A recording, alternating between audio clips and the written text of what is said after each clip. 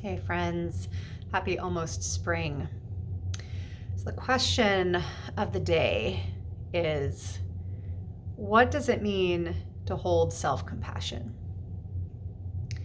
And I don't mean like a fluffy surface level, compassion or self-love. I mean the rubber hits the road, nitty-gritty, serious self-inventory, looking into a difficult experience with open eyes and all of the ways in which we might feel like we're failing in that situation and choosing to love ourselves anyway. And that can be easier said than done, as I know from experience. I shared in a video a couple of weeks ago that I'll link at the end about coming around to March, coming around to this 1-year anniversary of the beginning of this pandemic, and finding myself, because of that 1-year mark and because of things going on in my life, just finding myself in a place of exhaustion and sadness and really in a place of crashing emotionally. And on top of all of that, I found myself in a great deal of shame because, I should be doing better. I should know better. I teach Reiki, I teach meditation, I teach spiritual practice, I teach all of these things to others so that they can be resilient inside of moments just like this. And here I am, like flat on my back, just barely able to make it through. And what I really needed was a soft place to land in that crash. And I found that soft place in my practice, in specifically the Reiki precepts. Because what I needed first was to be willing to accept where I was, to be willing to accept the experience that I was in the middle of, and to apply a medicine, a balm to that sense of shame that I should be experiencing something different, that I should be in a better place, that I should be more resilient. And when I turned to the precepts of Reiki, I found that medicine. And I wanted to share with you a little bit about that. Number one, as an invitation into working with this medicine yourself. And secondly, because I have found in, being in community with many Reiki practitioners and many people who have received Reiki, that more often than is good, more often than not, the precepts, the foundation of the system of Reiki from its origins, are often overlooked or misunderstood. And when that happens, we are disconnected from a significant part of the power and the capacity and the magic of this practice. Not to mention also being disconnected from its actual origins inside of Japanese Shingon Buddhism, Shinto, and Shugendo practice. And what I have found as I've leaned into those origins is that the system of Reiki, which we often identify as a specifically and perhaps exclusively a practice for direct healing, channeling energy for healing of the body, mind, or heart. And while that is an important outcome that we can experience from practicing, the purpose of the system is to live our life as an embodiment of the precepts. And that as an outcome of doing that and being that in the world, we experience the balancing, the settling, the coming back into the wholeness of our true self that we experience as healing. So what are these precepts? And what about them was so incredibly soothing and medicinal for me in this time? Well, the precepts are simple, and they are 5 statements that can be translated a variety of ways. I'll share them with you in the form that that I work with the most, and that feels the most close to its origins. And they're simply, just for today, I anger not. Just for today, I worry not. Just for today, I am grateful. Just for today, I am diligent in this. Or just for today, I am true to my way and my being. And just for today, I am compassionate with myself and all others. Now, these are 5 simple statements that seem a little bit maybe self-explanatory or even anticlimactic, right? Sure, we don't want to walk around angry and pissed off and afraid all the time. And yeah, gratitude is a good thing, and diligence is a good thing, and so is compassion. But what does it mean to actually live as an embodiment of these things in our life? And what is the impact that that can have on us? So I want to begin with the foundation of these precepts, which is compassion. It's the last on the list, but it's if we think about it as a pyramid, it's the foundation that holds the others. And before that even, I want to start with the phrase, just for today. Each of the precepts invites us just for today to consider living our life with our attention on this precept. It calls us into the present moment. And it calls us into an awareness that how we experience our life is going to change from moment to moment. Just for today, just in this moment, I may truly feel that sense of self-compassion. And tomorrow I might not. And the key is that there's no failure if tomorrow I am not able to be in self-compassion. Each moment we get to choose. Each moment we get to be in awareness. We get to pay attention to what is happening inside of ourselves, and we get to choose.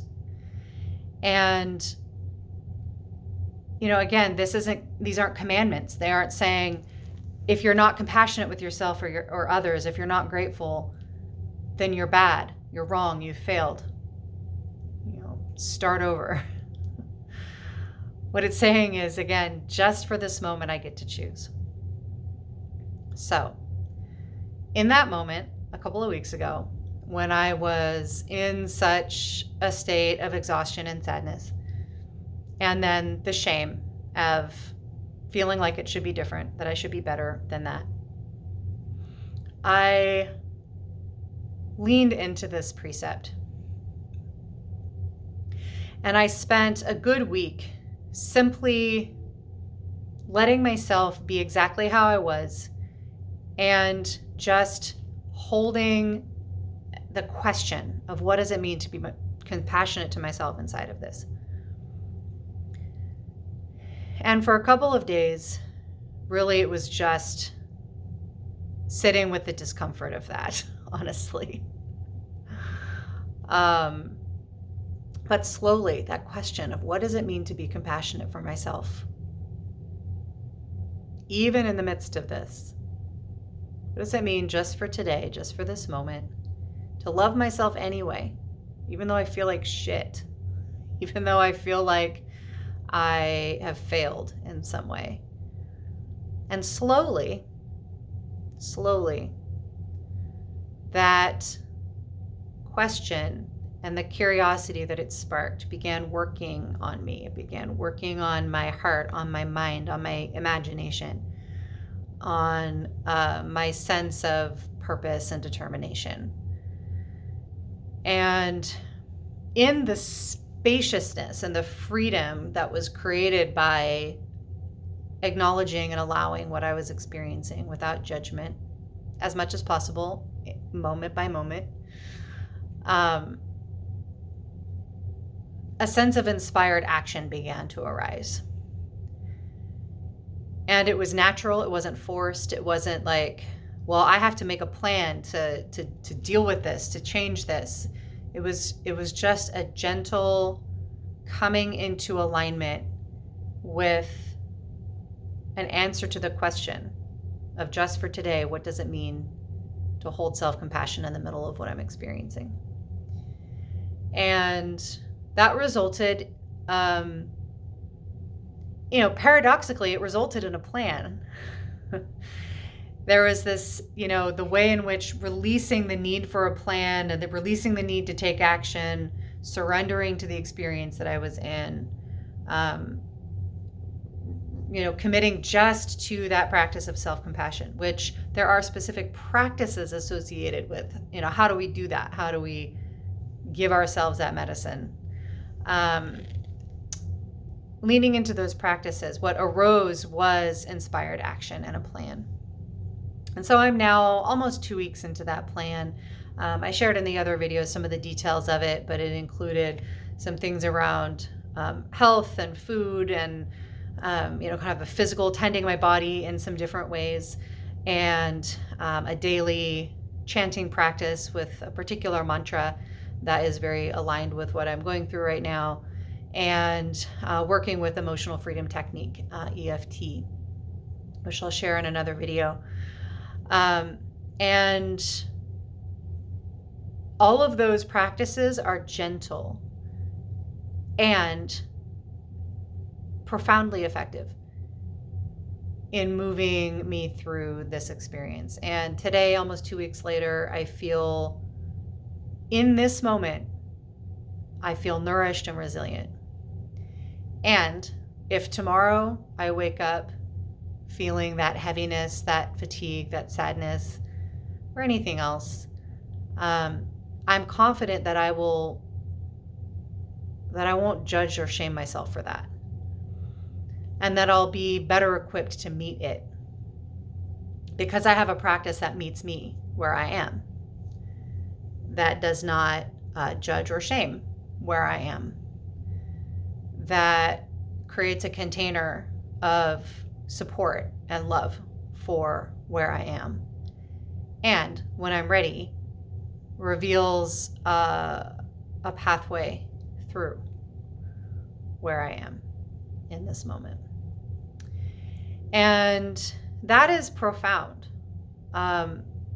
It is just as profound, if not more, than any experience that I've had with the elements of Reiki that tend to be emphasized more in the here and now in our culture, the hands-on healing practices, the direct work with energy movement, sharing Reiki across distance, the kind of external and internal healing, like the overtly healing practices of the system, which are incredibly important and beautiful. But again, rooting back into the foundation of this system, which is the precepts, and remembering that the ultimate outcome of this practice, the purpose of this practice, is to live our lives as an embodiment of the precepts, to move through our day, to move through our interactions with ourselves and other people, embodying compassion for ourselves, the capacity to be with ourselves, and therefore compassion for others, the ability to be with others in all of what they are experiencing, to live through and to live as an embodiment of gratitude as a medicine of generosity, to live as an embodiment of diligent devotional adherence to these things, to live as an embodiment of being unattached to our anger and our fear, being in a right relationship with anger, with fear, with sadness, such that they teach us what they're there to teach us, and then release and don't keep a grip on us. To live our lives as an embodiment of those things is to be healed, is to have the experience of miraculous healing, is to be a force for healing in the world. Because as we move as an embodiment of these things, through the natural empathy and mirror neurons and the ways in which we influence each other on energetic levels, on hormonal levels, on heart levels. We influence those experiences in others without even trying, without doing anything. And that's what I want for my life. That's what I want more and more, just for today, just for each moment, to live my life in that way. And that's what I want for you and for each of us. I do believe that is how we get free. That is how we get healed as a community, as a nation. It's how we address racism and systemic oppression, by having the capacity to be with exactly what and who we are in a given moment, to be able to look at ourselves clear in the face and to accept it, and then to draw on inspired action to grow and to change if that's what is needed. It's good medicine, y'all. So I invite you today to take a few moments to just sit or walk or move and ask yourself the question, what does it mean just for today to be compassionate with myself? To truly accept who and what I am in this moment, and to create a loving and safe container around that. And feel for the inspired action that arises when you give yourself that space. Let me know how it goes. And as you take that journey of self-compassion, I wish you to be deeply provisioned for that journey. And until next time, I love you. Goodbye.